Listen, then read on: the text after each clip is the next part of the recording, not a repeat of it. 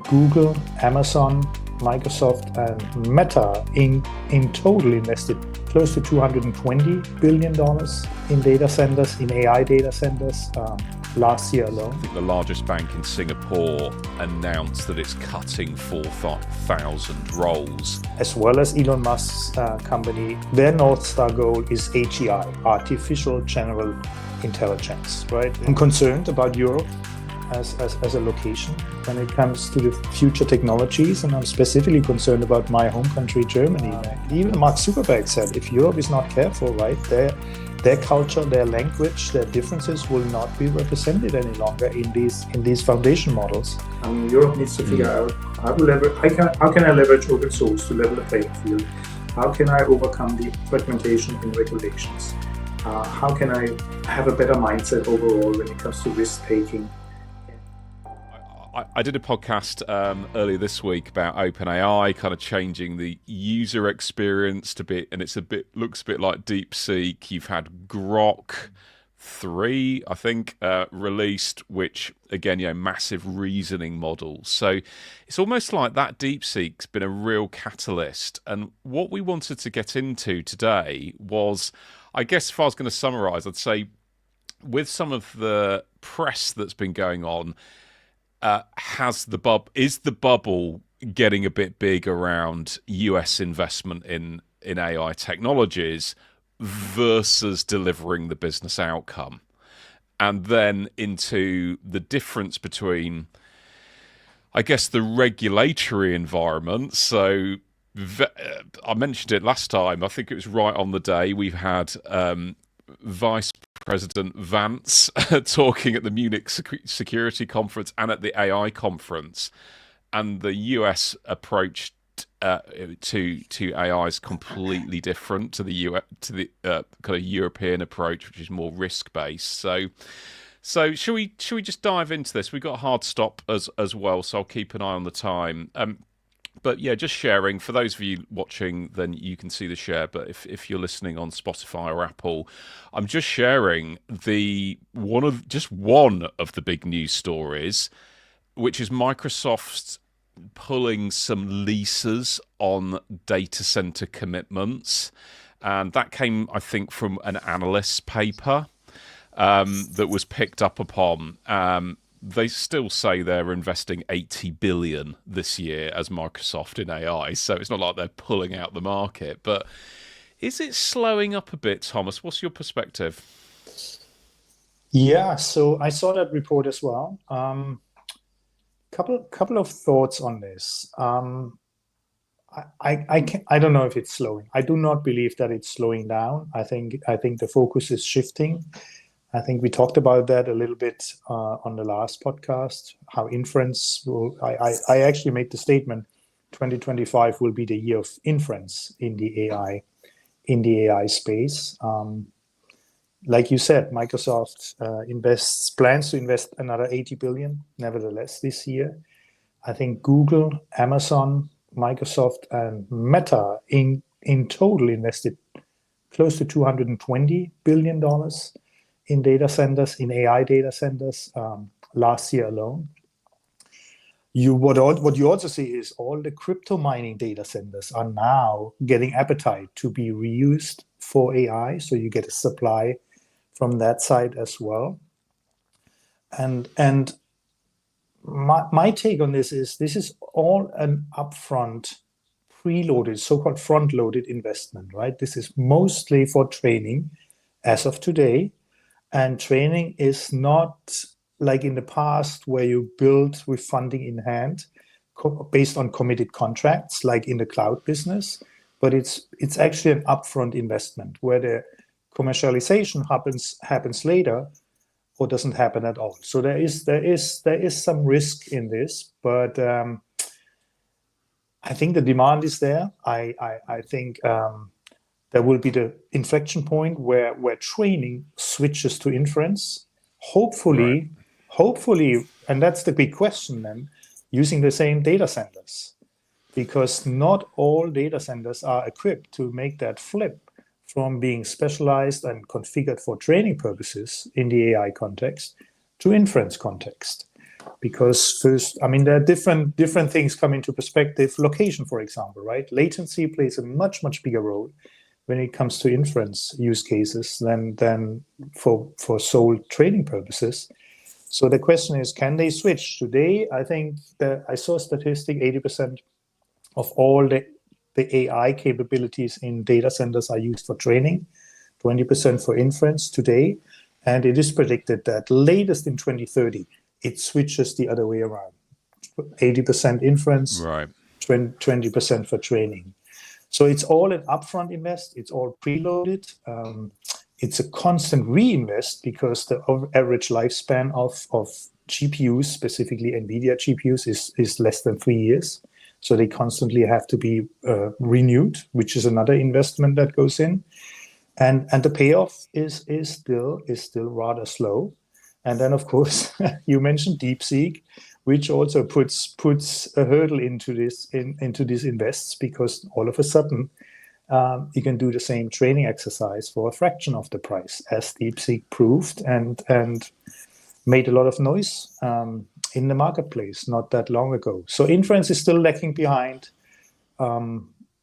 I know from my own experience working with some companies in the Middle East that the Middle East is making heavy investments as well, not only the US, in data centers. G42 comes to mind.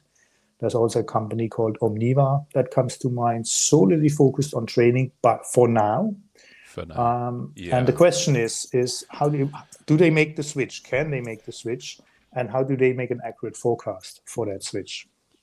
Yeah, that's really interesting that the specification for what you require of your data center changes as you move from training to inference. And for me, as I guess more of a layperson looking at the B2B enterprise market, I'll just click on to another major story that we saw, which is the biggest bank, DBS, I think the largest bank in Singapore, announced that it's cutting 4,000 roles as AI replaces humans, as the BBC article says there.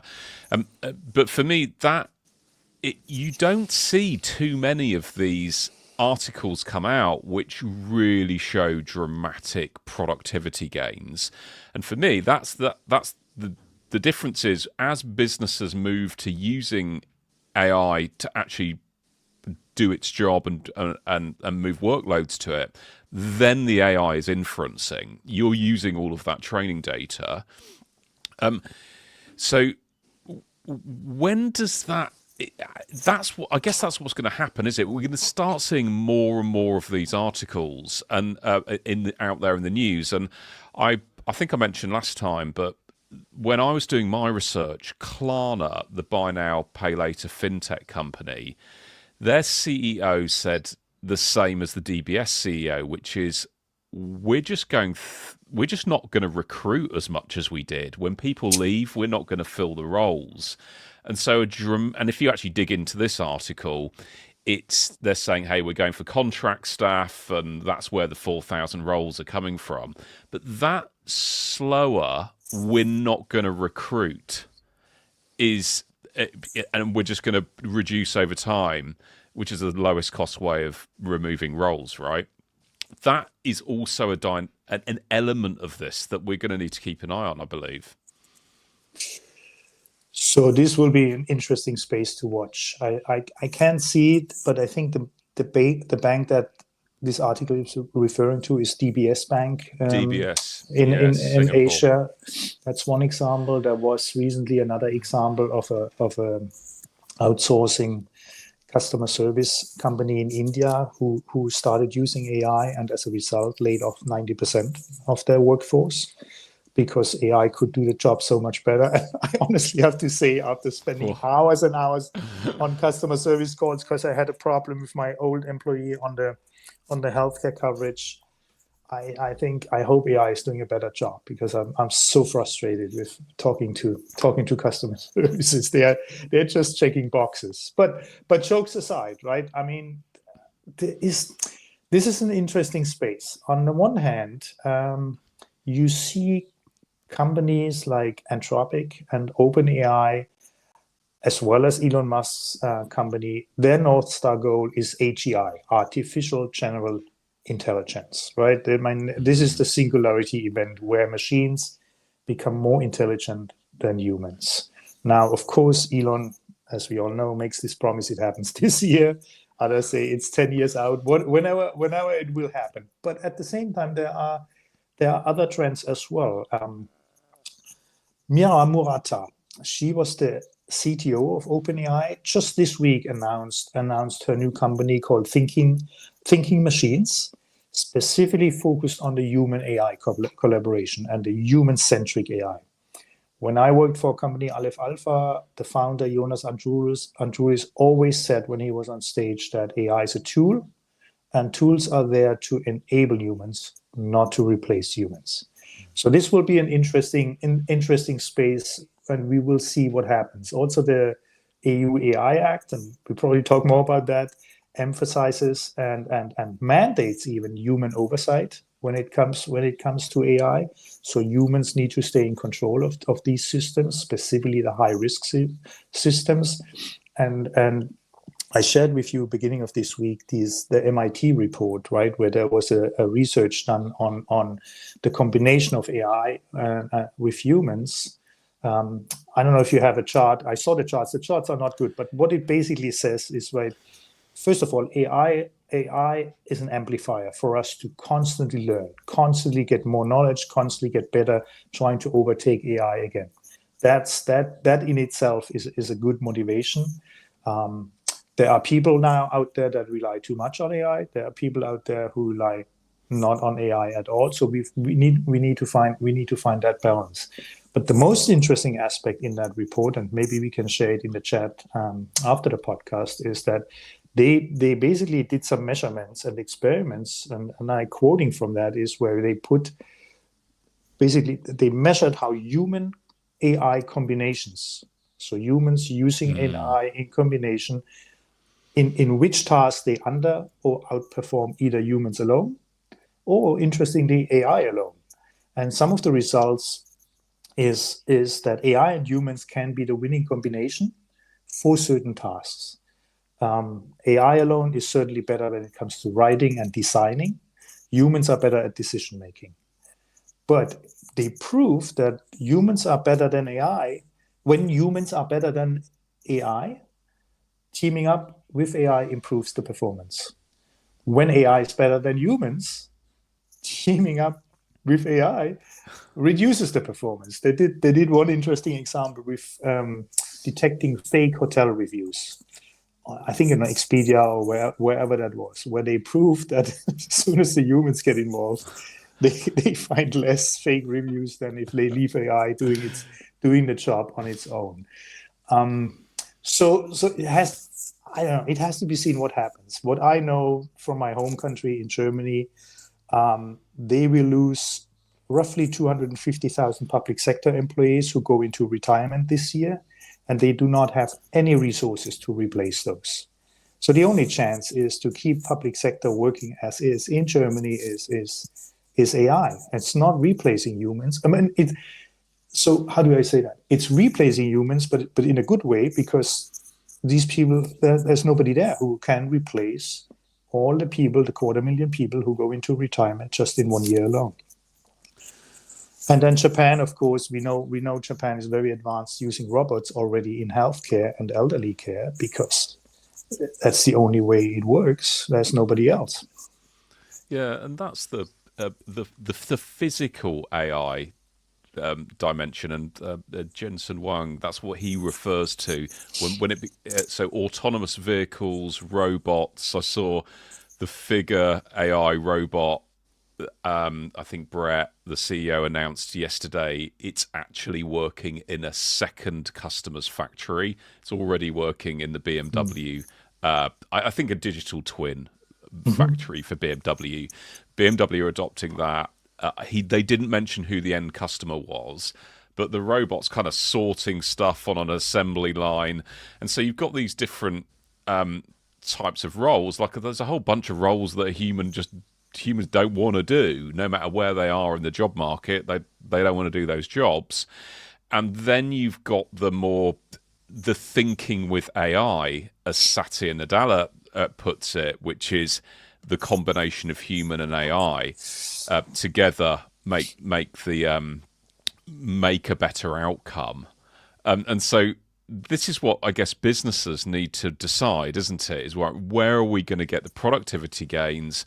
Where are we going to get the performance improvements from? And as you say, customer services improvements, just like so obvious that AI can improve that. And then just to segue onto the regulatory environment, you then have all of these startups, and one of the assets I'll just share here is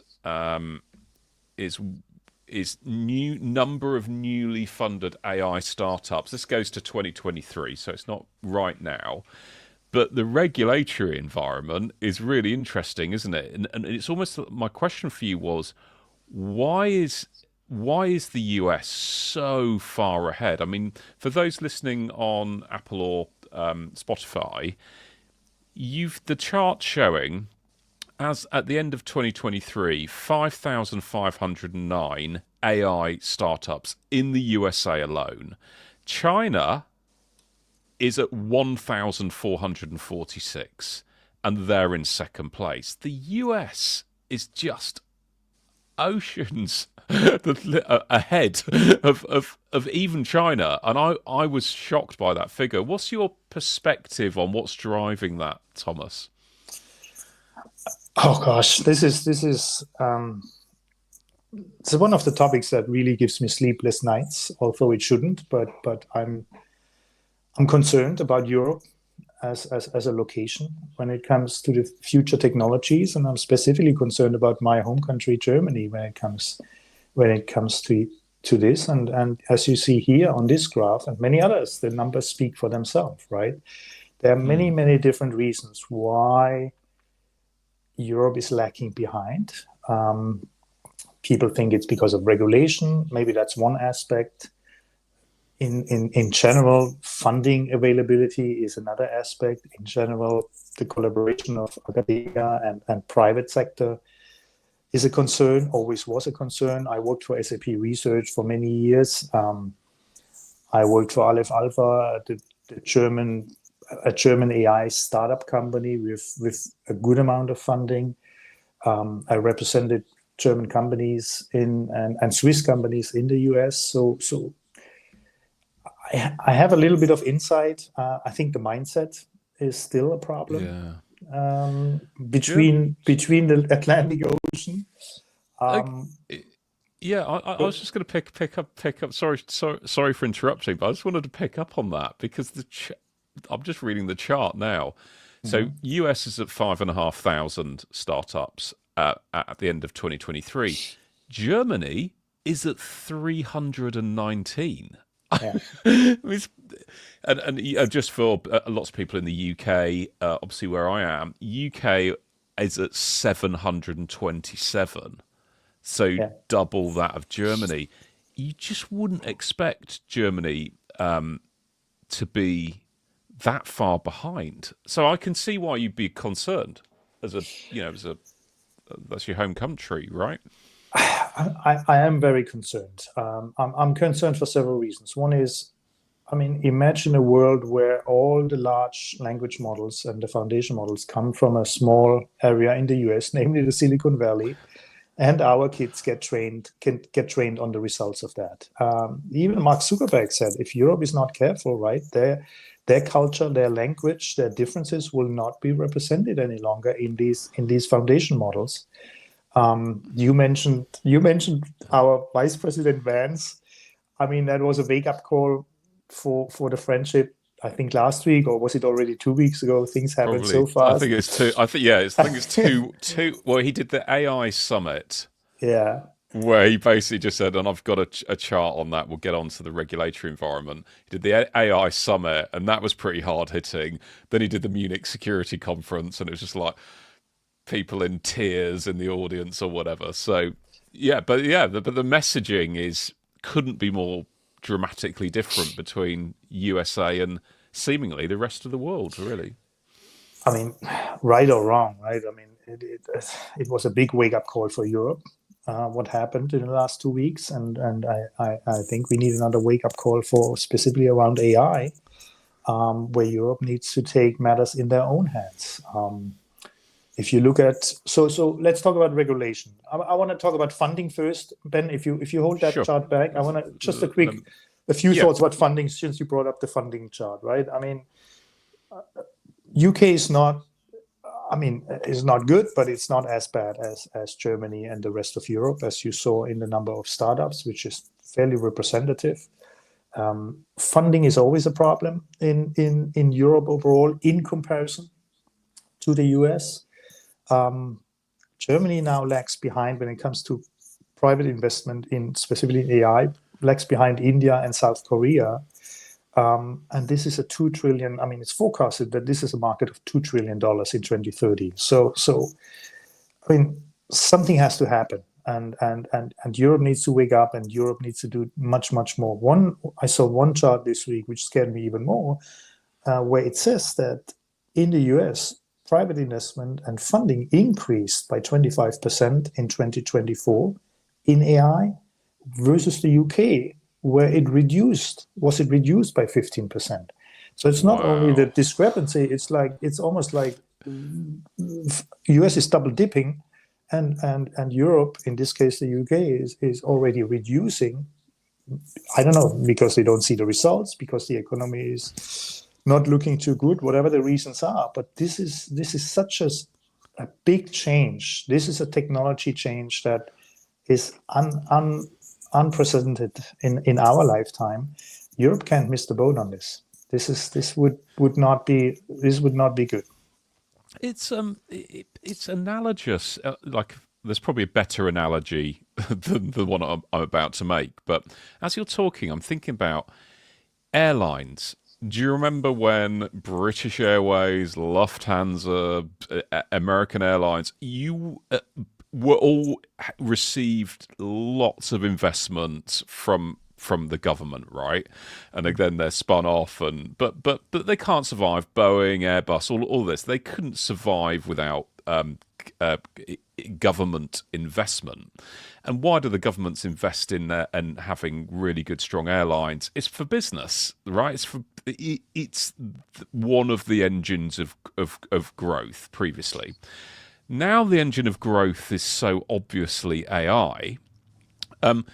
Our approach, if I think about the UK, seems to have been Rishi Sunak, our former Prime Minister, having AI safety summits. Let's concentrate on the regulatory and the risk associated with this.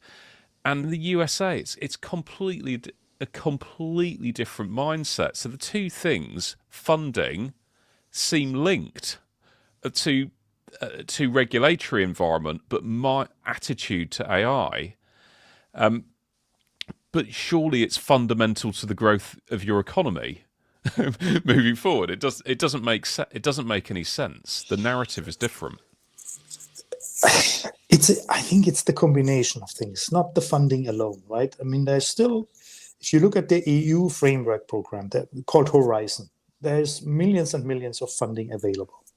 The question is, where is the outcome and how is the outcome being measured? The reason I'm saying this, because I was involved through my work at SAP Research very deeply in the EU funding framework. And I always, and I'm not making any friends now with my ex-colleagues when I say that, but I always wondered, right, who takes accountability where that funding goes and how the outcome is measured, and why are there not 10 startups popping out of one funding stream, for example, in the area of AI, within a year? Where are the risk takers that take the results and just run with it? And that's not happening. I mean, I'll take one comparison, and again, I'm not making friends with that comment either, but if I look out of my window at my hometown, Redwood City, I see the headquarters of Oracle, right, which is the big competitor, or was, or still is, the big competitor of my old company, SAP. All these new, fairly big IT companies, Workday, Salesforce, C3, I mean, you name them, they're all ex-Oracle executives that at one point either got fired by Larry Ellison or stepped out to do their own thing because they wanted to take the risk. That's the mentality in the Silicon Valley, the risk-taking. I can't think of a single example when SAP executive started a startup in Germany. I'm sure there are some, and I might not be aware of that, but you see where I'm going with this, right? I mean, it's somebody said the other day, it's charm and croissants is not enough. We need to get away from focusing only on loyalty and job security, and it's such an adversity to risk, right? Because as I mentioned last time, I already in a very see it as an altruistic approach. I basically joined a German company beginning of last year, hoping to bring my knowledge and experience from 20 plus years in the Silicon Valley to a German startup and help them along the way. And well, long story short, within 3 months, I went back home. I hoped a little bit. Germany has changed in terms of management style, in terms of risk taking. Something has to shift. And now that I said all these negative things, there are good things as well, right? Stability AI in the UK, DeepL, Black Forest Labs, Helsing come to mind in Germany. Aleph Alpha, of course, comes to mind. So there are good examples. Nevertheless, as you saw in your chart, right, that you showed, I mean, this is still a big discrepancy in terms of funding. The US is 5 or 6 times ahead of funding. As I mentioned, Germany, even behind India and South Korea now when it comes to funding. Also, the way they invest is then being used, how academia and private sector work together is still lacking and could be improved. And then regulation, right? I mean, look, this is all good intended. The EU AI Act and every regulation around AI are very well intended. So I just have the list in front of me. Protection of personal data, non-discrimination, focus on copyrights, freedom of expression. Who can argue with that? We all want that. No matter where you are in the world, you want these values to be preserved, which is the purpose of the EU AI Act. The concern is the way it was implemented, and many critics say it's too fast, right? I mean, that Germany and Europe as a whole sped ahead with putting these regulations in place, and it might be a touch too early. Mark Zuckerberg and Daniel Ek is the CEO of Spotify, a European company, wrote a joint letter to the European Union Commission, stating just that, like the regulation are currently a hindrance for developers and for innovation, and EU needs to rethink the approach. And my hope is, I just mentioned the overarching goals of the regulations in place, right? I mean, everybody wants that. Europe needs to find out how to use regulations as a competitive advantage. I think there's a chance to do just that, but things have to change in order to get there. And if they figure that out, again, I mean, Europe is very strong in open source. We talked about DeepSeek. Open source could level the playing field, and hopefully will level the playing field in AI. DeepSeek is just one example. But if Europe takes it in its own hands and embraces open source more, I think there's a chance. I think there's still a chance to compete with the rest of the world. Yeah, that's really interesting. Open source, it kind of just has to be the way forward, doesn't it? It's what it feels like. It just, especially with DeepSeek coming along, it just feels like, and Llama 3.1, I believe that's open source as well, right? Yeah. So you probably also noted or heard that some of the latest models will not be available in Europe because of regulations, right? I mean, Apple tussled with the EU. What was it? The EU Data Act. That was because the EU requested that iOS will be open to third-party developers, which Apple, of course, is not willing to do. Facebook is not offering the latest Llama model in Europe because it's unclear, not because they violate the regulations. It's unclear if they can use the Facebook content to train the models. Nobody gave them a green light. So that's the difference, right? It's not like, oh, you're violating our regulations. It's like, we're not sure. We're not sure if you're violating our regulations. And Facebook was like, okay, fine. Then you have to wait. Google, same with Google, and Google even got a fine who ran against the GDPR rules. This is concerning, and if as a result Europe and European users don't have access to the latest and greatest models, or the models that they have access to doesn't represent the culture and the diversity and the languages in Europe, then Europe will potentially fall further behind. And as you said at the start of this, it inevitably becomes American because the technology is all going to be built out of the US. So, really interesting conversation that Thomas, and I'm just keeping an eye on time as well. What's the final question would be, how does this affect B2B? If I'm running an enterprise, I'm looking at competitive advantage. I'm looking at where can I get my productivity gains. What sort of decisions do I make differently based on where the market's going? Because it's almost like you need a crystal ball to know where this thing all ends up. And then it might even be a question of, well, I'm going to locate my corporation in a more friendly neighborhood in relation to AI, because I don't want to be held up, because if I'm held up, my competitor's going to eat me alive. What's your perspective on how large businesses are looking at this, Thomas?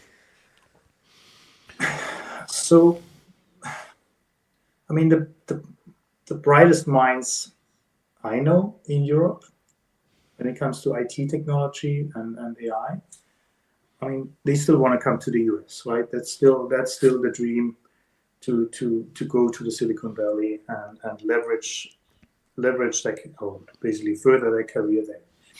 It's better compensated. It's more freedom to do research. It's less admin tasks when it comes to research projects. And it's not, as I say it again, it's not the regulations as such. Nobody argues with the values that they can provide. It's about the insecurity and the fragmentation of the current state.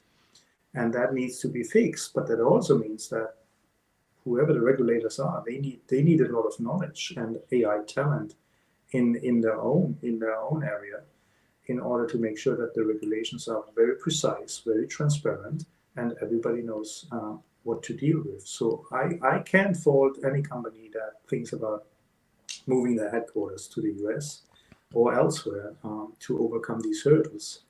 But that shouldn't happen. I mean, Europe needs to figure out how can I leverage open source to level the playing field? How can I overcome the fragmentation in regulations? How can I have a better mindset overall when it comes to risk taking in the AI context and further talent and further startups and fund startups in a proper way, and hopefully change the numbers that you showed on the chart as soon as possible.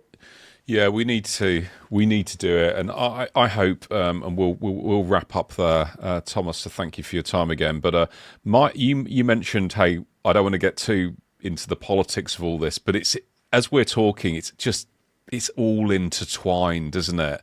And I hope, as a British citizen, I hope that the administration in the US, their attitude starts rubbing off around this whole